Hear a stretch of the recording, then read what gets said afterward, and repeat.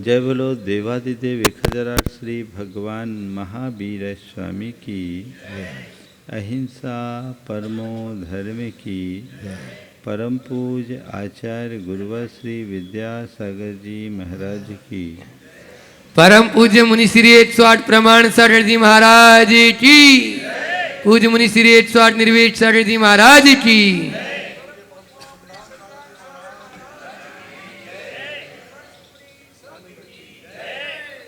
हमारा संपूर्ण जीवन हमारे सोच पर निर्भर करता है। जीवन का चक्र सोच से ही नियंत्रित और संचालित होता है। अच्छा बुरा जीवन हमारी सोच पर निर्भर करता है। दुनिया में जितने भी लोगों ने अपने जीवन का उत्थान किया वह भी अपने सोच से, और जिनका पतन हुआ वह भी अपनी सोच से। संत कहते हैं यदि अपने जीवन की स्थायी उन्नति चाहते हो तो सही सोच के धनी बनो, और सही सोच आध्यात्मिकता के बाद ही प्रकट होती है। जब तक हम आध्यात्मिक सोच के धनी नहीं बनते तब तक हम अपने जीवन का उत्कर्ष नहीं कर सकते। चीज़ें हमारे सामने हैं, अब ये हम पर निर्भर करता है कि हम उसे किस दृष्टि से देखते हैं। एक जगह एक उद्यान में एक युवती का मृत शरीर पड़ा था। उस युवती को देखकर एक प्रेमी बड़ा व्याकुल हो रहा था। वो सोच रहा था काश इसका मेरा साथ होता तो मैं अपने सुख से जीवन जीता। एक वेश्या की नज़र पड़ी और वो कह रही थी, हाय इतना अच्छा जिस्म भरी जवानी में चले गई, काश मुझे मिल जाती तो मैं इससे लाखों करोड़ों कमा लेती। एक कवि की नज़र उस पर पड़ी और वह उसके अंग विन्यास को देखकर अपनी कल्पना का रंग भरना शुरू कर दिया कि कितनी अच्छी आँखें, कितनी सुंदर नाक, और वो उसके रूप विन्यास की चर्चा में लग गया। वहीं एक संत की दृष्टि पड़ी, उनके मुख से निकला, हाय ये दुर्लभ मनुष्य जीवन इसका यूं ही व्यर्थ हो गया, काश ये संयम की राह पकड़ती तो अपनी आत्मा का उत्थान कर लेती। घटना एक है, प्रतिक्रिया 4 अलग अलग। पहला जो केवल भौतिक सुख की बात सोच रहा था, जो उसके संसर्ग से केवल अपनी वासना की पूर्ति करना चाहता था, जो एक स्त्री को केवल एक भोग की सामग्री के रूप में देख रहा था। दूसरी जो वेश्या थी उसकी दृष्टि केवल पैसे पर थी, वह व्यावसायिक हिसाब से अपना कैलकुलेशन कर रही थी। और तीसरा जो कवि था वो उसके रूप विन्यास की व्यवहारिक व्याख्या कर रहा था। लेकिन जो संत थे उनकी दृष्टि आत्मा पर केंद्रित थी, वे आध्यात्मिक सोच के धनी थे। विगत दिनों मैंने आपसे इन्हीं 4 प्रकार की सोच की बात की। संत कहते हैं अपने सोच में आध्यात्मिकता आनी चाहिए, और अपने अंदर उतर करके देखें कि मेरी सोच का स्तर क्या है, अध्यात्म का स्पर्श मैं कर पाया कि नहीं कर पाया। अगर अपने जीवन को स्थायी रूप से सुखी बनाना चाहते हो तो उसका एक ही आधार है, वह है आध्यात्मिक चेतना का विकास। हम लोग सम्यक दर्शन की बात करते हैं। सम्यक दर्शन है क्या? भेद विज्ञान का नाम सम्यक दर्शन है। ये भेद विज्ञान क्या है? एक भेद विज्ञान क्या है? शरीर और आत्मा के भेद को जानना, शरीर और आत्मा के अंतर को जानना, शरीर और आत्मा के रहस्य को पहचानना, इसका नाम भेद विज्ञान। अगर हमने ये प्राप्त कर लिया तो ये मान करके चलना, हमारा जीवन शरीर के तल से ऊपर उठकर आत्मा के स्तर पर आ जाएगा। और संत कहते जब तक देह के धरातल से ऊपर नहीं उठोगे आध्यात्मिकता का विकास नहीं होगा, और जब तक आध्यात्मिकता का विकास नहीं होगा तो जीवन का कल्याण नहीं हो सकता। अपने जीवन का वास्तविक कल्याण करना चाहते हो तो आध्यात्मिक चेतना का विकास कीजिए, आध्यात्मिकता के साथ जुड़िए, जानिए मैं कौन हूँ। आज की 4 बातें आप सबसे करना चाहूँगा। अपने सोच में आध्यात्मिकता को प्रतिष्ठापित करने के लिए रोज अपने मन में 4 सवाल खड़ा कीजिए। मैं कौन हूँ? मेरा क्या है? मैं क्या कर रहा हूँ और मुझे क्या करना चाहिए? कभी मन में ऐसा सवाल आता है, मैं कौन हूँ? अगर आपसे पूछा जाए तो आप क्या जवाब दोगे? फट से आपके ज़बान पर आपका नाम आ जाएगा, यही आएगा ना। थोड़ा और छोड़ो, कोई पूछे तो उसकी बात बाद में। हम अपने आप को किस रूप देखते हैं, ये देखने की कभी कोशिश की? आंखें बंद कीजिए थोड़ी देर के लिए, सब लोग आंखें बंद कीजिए और थोड़े पल के लिए सोचिए मैं कौन हूँ। क्या उत्तर आ रहा है? अपना नाम आएगा, अपने द्वारा जो कल्पित छवि हमने गढ़ रखी वो आएगा। मैं कौन हूँ, मेरा अमुक नाम है, समाज में मेरी बड़ी पहचान है, मैं बड़ा रेपुटेड पर्सन हूँ, मैं अच्छा व्यापारी हूँ, मैं एक अच्छा डॉक्टर हूँ, मैं अच्छा अधिकारी हूँ, मैं इंजीनियर हूँ, मैं ये हूँ, मैं वो हूँ। कुछ ऐसा ही आ रहा है?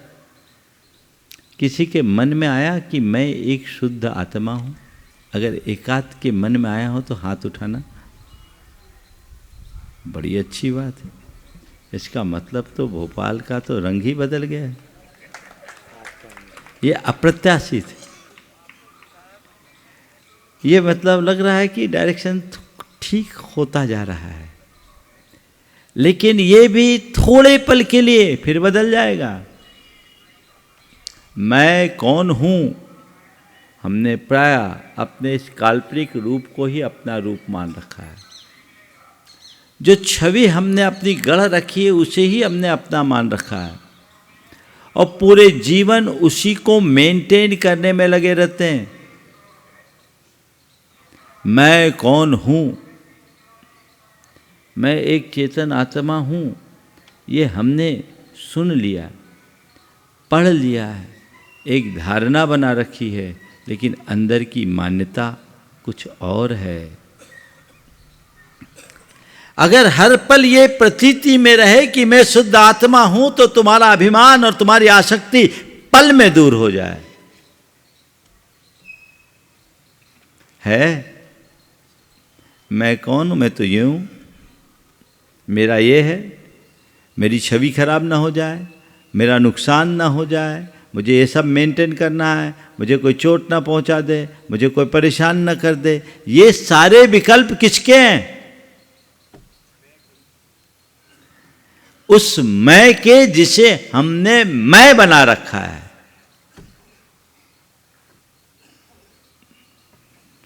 हमने नाम और रूप से अपने आप को जोड़ रखा है। मैं अमुक हूँ, है ना, मैं अपनी से ही बात शुरू कर देता हूँ ताकि आप लोगों को बुरा न लगे। मैं कौन हूँ? अरे मैं एक बड़ा प्रसिद्ध मुनि हूँ। हाँ, लोक में बहुत लोग मेरे चाहते हैं, हजारों लाखों फॉलोअर्स हैं, लोग मुझे सुनने को बड़े आतुर होते हैं, सब जगह लोग मेरे नाम की चर्चा करते हैं, सब मेरी जय जयकार करते हैं। मैं एक बड़ा मुनि हूँ। ये क्या है? ये सत्य है? तुम्हारी दृष्टि में भले सत्य हो सकता है, पर मेरे लिए तो 100% असत्य है। यदि मैं अपने आप को इस रूप मान रहा हूं तो ये मेरी नादानी है, ये मेरी एक भूल है। माना कि अभी मैं मुनि रूप में हूं, पर सच्चे अर्थों में ये रूप भी मेरा स्वरूप कहाँ है? मैं तो ना मुनि हूं ना अमुनि हूं, मैं तो हूं। बस जो हूं सो हूं, ये ऊपर का चोला। आज मुनि हूं, उसके पहले क्या था और कुछ दिन बाद क्या होगा? बोलो। अभी मुनि हूं, अनादि से मुनि तो नहीं रहा, अनंत काल तक तो मुनि नहीं रहूंगा। ये सत्य है कि नहीं? है ना? तो मैंने मान लिया मैं मुनि हूं, तो ये तो एक थोड़े पल का चोला है, और मैंने अगर इसी चोले को ही अपना स्वरूप मान लिया तो मेरी ये भूल है। और जब तक मैं ऐसी मान्यता या धारणा रखूंगा, सच्ची आध्यात्मिकता को प्रकट नहीं कर पाऊंगा। और जब तक ऐसी आध्यात्मिकता मेरे साथ नहीं जुड़ेगी, मैं सच्चे अर्थों में सुखी भी नहीं हो पाऊंगा। अगर अपने आप को स्थायी रूप से सुखी बनाए रखना चाहते हो तो जानो आखिर मैं हूं कौन। आचार्य कुंद कहते, नबी हो दियपमतो नपमतो जान गोद जो भावो, एवं भनंति शुद्धम नादा जो सो सो चेव। न मैं अप्रमत्त हूं न प्रमत्त, न अमुनि हूं न मुनि, जो हूं सो हूं। सब विशेषणों से परे मैं हूं। चलो थोड़ी देर के लिए अपने साथ कोई विशेष, मैं क्या हूं, कुछ तो बोलना पड़ेगा ना। क्या हूं? जो भी विशेषण लगाओगे वो सब आरोपित दिखेंगे। मैं मुनि हूँ, अमुनि हूँ, ज्ञानी हूँ, अज्ञानी हूँ, सेठ हूँ, सामान्य हूँ, राजा हूँ, रंक हूँ, बड़ा हूँ, छोटा हूँ, रूपवान हूँ, कुरूपवान हूँ, पंडित हूँ, मूर्ख हूँ, स्त्री हूँ, पुरुष हूँ, बाल हूँ, वृद्ध हूँ। ये क्या है? ये सारे विशेषण ऊपर से आरोपित है, स्थायी नहीं, टिकाऊ नहीं। ये पल पल बदलने वाले हैं। लेकिन हमारी सबसे बड़ी विडंबना ये है कि हम उससे ही पकड़ करके बैठे हैं, जो हमारे जीवन की सबसे बड़ी भूल है। जो मैं नहीं हूं उसे मैंने मैं बना रखा है, मान रखा है। जो हूं उसकी तो पहचान ही नहीं है। माना मुझे नाना नामों से पुकारा जाता है, माना मैं नाना रूपों को धारण करता हूं, लेकिन फिर भी मैं न नाम हूं न रूप हूं, अनाम अरूप हूं, वही मेरा स्वरूप है। ये प्रतीति में आना चाहिए। अनाम अरूप ही मेरा स्वरूप है। ये तो व्यवहार चलाने के साधन है, उसे पहचानो। आत्मज्ञानम स्वयं ज्ञानम ज्ञानादन्नात् दन्नत करो सिकिम। मेरा आत्मज्ञान ही वास्तविक ज्ञान है, अपने होने का पता होना चाहिए, पर इसका ही पता नहीं है। मैं कौन हूं? एक बार एक सेठ के मन में जिज्ञासा हुई कि मैं कौन हूं। पहुंच गया, एक संत आए हुए थे, पहुंचे हुए, बोला चल जाके पूछता हूं मैं कौन हूं। तो संत तो बड़े प्रसिद्ध थे, उन तक पहुंचना इतना आसान नहीं था। तो बाहर उनका एक शिष्य था, उनसे अंदर जाने की अनुमति मांगी। बोले काम क्या है बता? बोले मुझे जानना है कि मैं कौन हूं। एक चाटा खींच के मारा, एक चाटा दे दिया। क्या बोलते हैं, तिरमिला गया। संत के हाथ से चाटा पड़े तो आप सोच सकते हो क्या प्रतिक्रिया होगी, और वो भी नगर सेठ। अपना समूह ले गया, आगे संत के पास गया, बोला हद हो गई, मैं तो आपको बहुत ही अच्छा संत मानता था, आपकी इतनी प्रतिष्ठा है, पर आपका बाहर जो शिष्य है वो तो बड़ा विचित्र है। बोले क्या हुआ? बोले उसने मुझे चाटा मार दिया। बोले क्यों मारा? बोले मैंने उसे एक सवाल किया और चाटा मार दिया। बोले सवाल क्या किया? बोले मैंने पूछा मैं कौन हूं, उनने चाटा मारा। बोला गनीमत है, उसी से पूछा, गनीमत है, उसी से पूछा। अगर ये सवाल मुझसे पूछता तो मैं तुझे डंडा मारता।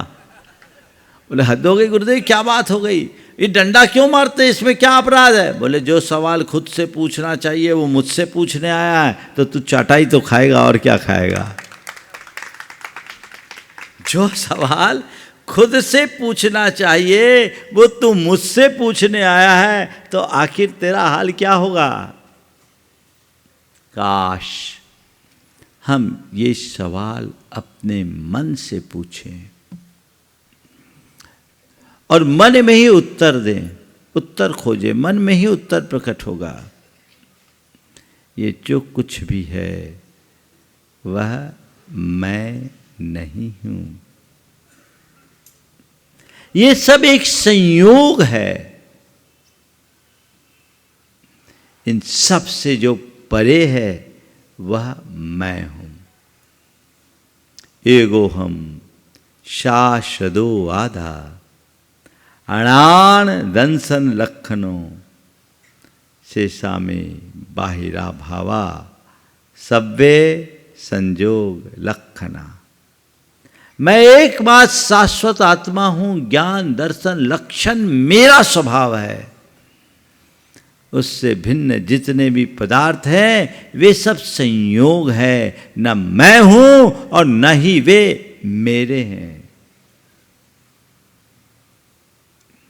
अहमिको खलु शुद्धो दंसन नान मय्यो सदा रूवी न व्यथि मज्ज किंचिवी अन्नम परमाणु मिथ्यम पे।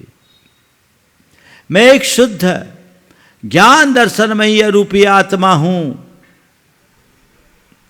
उसके अतिरिक्त एक परमाणु भी मेरा नहीं है। ये गाढ़ श्रद्धा अंदर बैठना चाहिए। संयोग से मेरे पास है, मैं उसका कस्टोडियन बना हूं, मालिक नहीं हूं। न मैं तद्रूप हूं न वो चीजें मेरी है। लेकिन हम लोग क्या करते हैं, अपनी धारणा और मान्यता ऐसी बना रखी है, मैं ये हूं, मैं वो हूं, और ये वो के चक्कर में पूरी जिंदगी ये वो करते रहते हैं। और क्या करते हैं? हाँ, हमने जो अपनी काल्पनिक छवि को ही अपनी असली छवि मान रखी है, उसी के कारण सब प्रकार का भय, उसी के कारण सब प्रकार की चिंता, सब प्रकार की आकुलता और सब प्रकार का दुख केवल और केवल उसकी ही वजह से है। सब कुछ उसकी वजह से है।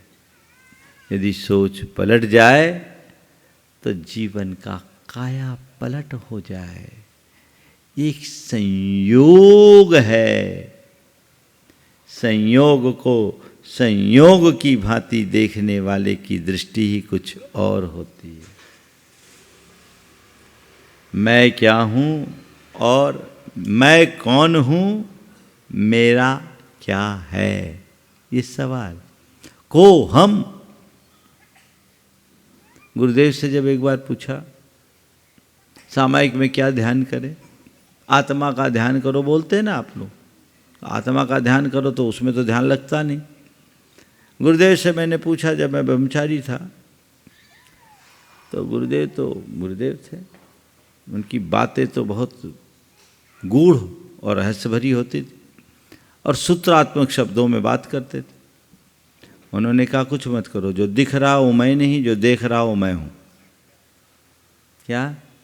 जो दिख रहा है वह मैं नहीं, जो देख रहा है वो मैं हूँ। यानी दिखने वाला मैं नहीं, देखने वाला मैं हूँ। एक छोटे से वाक्य में सारे शास्त्रों का सार प्रकट कर दिया। अब इस सूत्र को आत्मसात करो। हमने इसका खूब अभ्यास किया और मेरे जीवन में जो थोड़ा बहुत आध्यात्मिक भाव विकसित हुआ उसका बीज यही है। जो दिख रहा वो मैं नहीं हूँ, जो देख रहा है वो मैं हूँ। देखने वाला कौन है? गुरुदेव की पंक्तियाँ हैं मूक माटी की, बाहर यह जो कुछ भी दिख रहा है वो मैं नहीं और वह मेरा भी नहीं। बाहर यह जो कुछ भी दिख रहा है वह मैं नहीं और मेरा भी नहीं। ये आंखें मुझे देख नहीं सकती, ये आंखें मुझे देख नहीं सकती, मुझ में देखने की शक्ति है। सभी का मैं दृष्टा हूँ, सभी का मैं दृष्टा हूँ, उसी का मैं सृष्टा हूँ। बाहर यह जो कुछ भी दिख रहा है सो मैं नहीं और मेरा भी नहीं। ये भावना जगाओ, सारे विकल्प खत्म हो जाएंगे। आध्यात्मिक सोच के कारण व्यक्ति के जीवन व्यवहार में कितनी सहजता आती है। 2 उदाहरण आपको मैं देना चाहूँगा। आप जिस संसार में जीते हैं अनेक प्रकार के आघात आते हैं, झंझावात आते हैं, उतार चढ़ाव आते हैं। एक सामान्य व्यक्ति छोटे छोटे आघातों में टूट जाता है और एक आध्यात्मिक व्यक्ति बड़ी बड़ी विपदा को भी बहुत सहजता से पार कर लेता। मेरे संपर्क में एक व्यक्ति बड़े तत्वज्ञ, गुरु भक्त, स्वाध्यायी, धार्मिकता के साथ जीवन जीने वाले, उसके भाई ने उसके साथ एक बड़ा धोखा किया। धोखा क्या किया? भाई जिसके नाम पर वो अपने जान छिड़कता था, अंधा विश्वास करता था। अक्सर ऐसा आजकल तो ज़्यादा होने लगा। भाई की नीयत खराब हो गई, वो अपने बच्चों की मोह में फंस गया और सारी संपत्ति हड़प ली। छोटे भाई को कुछ भी नहीं दिया बल्कि लायबिलिटीज और उसके माथे रख दी। रहने के लिए एक घर 5000 वर्ग फुट का और बाकी कुछ नहीं। ये घटना उसके लिए सामान्य नहीं थी। उसके मित्रों ने ये बात मेरे पास तक पहुंचाई और वो जब मेरे पास आया, मैंने उससे बात की, देखा एकदम सहज है। मैंने पूछा भाई क्या बात है? बोले महाराज जी, जो बातें आपसे सीखी है उसको उतारने का अवसर आया है। मुझे अपने भैया से कोई शिकायत नहीं। महाराज आप तो रोज ये बोलते एक परमाणु भी मेरा नहीं है, तो मेरा गया क्या? जो जाएगा वो मेरा नहीं और जो मेरा है वो जाएगा नहीं। चला गया महाराज। संयोग बनते बदलते हैं। मुझे तो ऐसा लगता है कि किसी जन्म का कोई मेरा लेन देन बाकी होगा तो अकाउंट सेटल हो जाएगा। आशीर्वाद दें और मैं भैया का इस अर्थ में आभार मानता हूँ कि सब कुछ गया, कम से कम एक मकान तो दिया।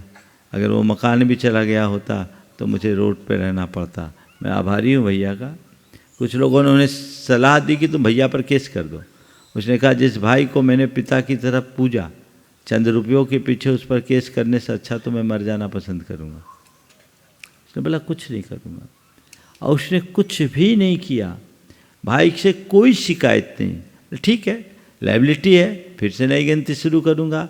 आप लोगों की कृपा से अभी इतनी बुद्धि है और इतनी गुडविल है कि मैं कोई भी पारी की शुरुआत कर सकता हूँ और फिर खड़ा कर लूँगा। वो आदमी बड़ा रेपुटेड था, उसकी गुडविल बहुत अच्छी थी।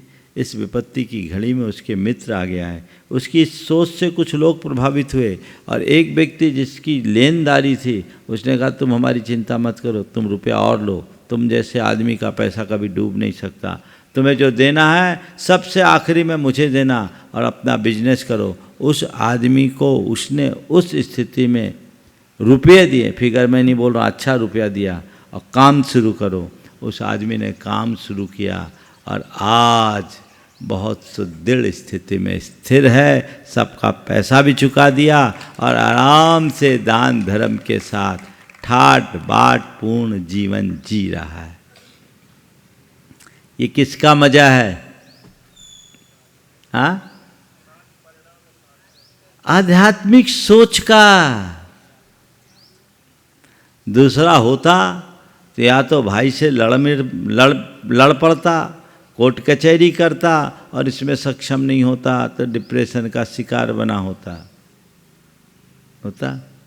ऐसी स्थिति होती। और एक दूसरा केस इससे उल्टा। एक पिता के 4 बेटे थे। एक बेटे को उनने अपने बड़े भाई को गोद दे दिया। बड़े भाई के घर गोद जाने के बाद वो उनका हो गया।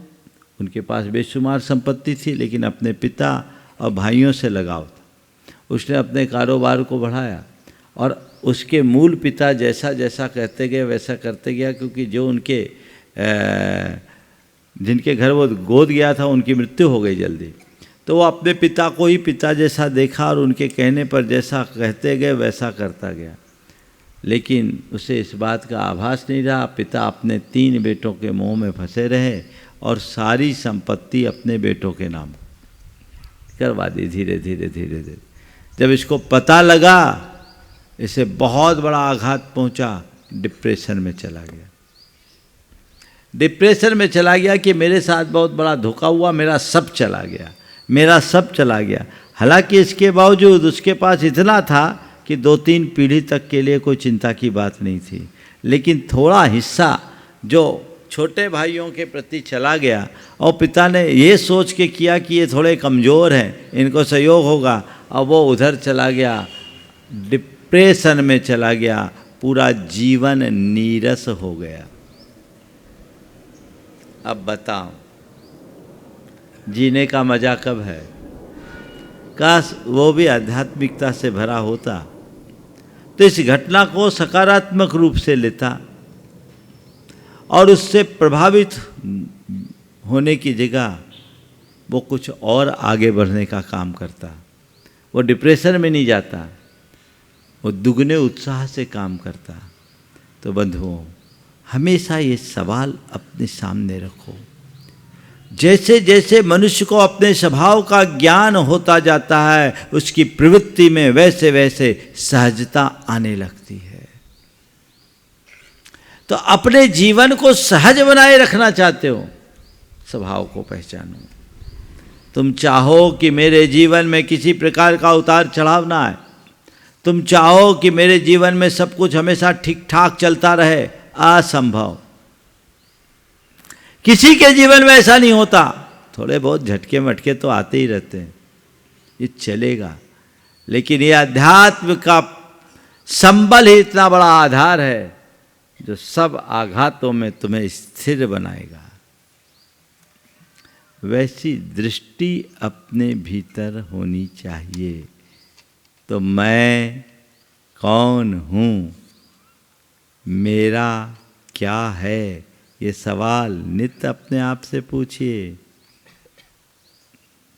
कुछ भी मेरा नहीं है, एक परमाणु भी मेरा नहीं है। श्रद्धा रखो, मेरे पास है, मेरा नहीं है। मेरे पास होने में और मेरा होने में अंतर समझते हो? हाँ, मेरे पास और मेरा में बहुत अंतर है। बैंक में जो अपने कर्मचारी होते हैं, बैंकर्स होते हैं, करोड़ों रुपया उनके पास होता है कि नहीं होता? अपने हाथों से रुपया लेते देते हैं, हाँ, सारा ट्रांजैक्शन उनके हाथों में ही होता है। यहाँ भी कोई बैंक कर्मी हो तो करोड़ों का लेन देन उनके हाथों हो रहा है। क्या बोलते हैं? मेरा पैसा है। हाँ, क्या है? मेरे पास है या मेरा है? और कोई बैंक के रुपयों को अपना रुपया मानकर नाचने लगे, उसको क्या बोलेंगे? ग्वालियर भेजो या आगरा भेजना पड़ेगा, यही है ना। तो ऐसे पागल तो सब बने हैं। जो तुम्हारे पास है महान भाव, तुम्हारे कहाँ है? तुम्हारे हैं क्या? तुमने मान्यता बना रखी कि मेरे हैं। देखो, बैंक में जो रुपया जमा करते हैं, लेते हैं, डेबिट क्रेडिट होता रहता है। आ गया, जमा कर दिया, नाम चढ़ा दिया, यही काम चलता है ना। सामने वाले की इच्छा के ऊपर होता है। ऐसे ही कर्मों का भी गणित ऐसा ही है। कर्म ने सारे संयोग तुम्हारे लिए दिए हैं।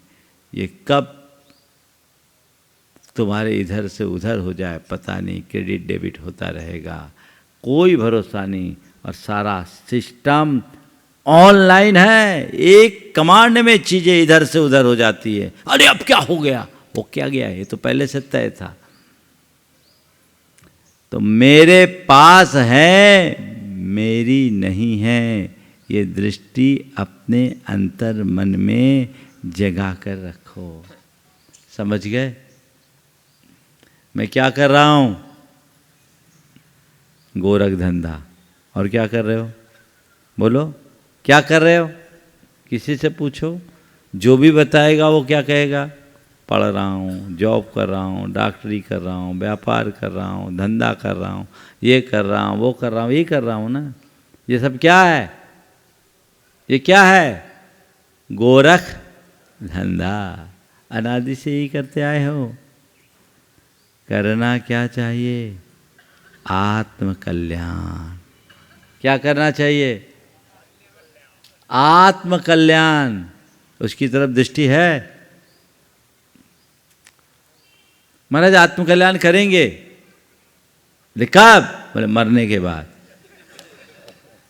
आत्म कल्याण भी करेंगे, लेकिन कब करेंगे? मरने के बाद। बंधुओं, कभी नहीं हो पाएगा। इसलिए अपने जीवन के इस मर्म को पहचाने। ये 4 सवाल जो हमारी सोच को आध्यात्मिकता से जोड़ती है, जिसके कारण हमारी सोच आध्यात्मिक बन सकती है, ये 4 सवाल नित्य अपने मन से पूछें। मैं कौन हूँ? मेरा क्या है? मैं क्या कर रहा हूँ? और मुझे क्या करना चाहिए? बड़ा सरल समाधान मिलेगा। और इस समाधान से जीवन में सहजता और सरलता आएगी। समय आप सबका हो गया। यहीं पर विराम। बोलिए परम पूज्य आचार्य गुरुवर श्री विद्यासागर जी महाराज की।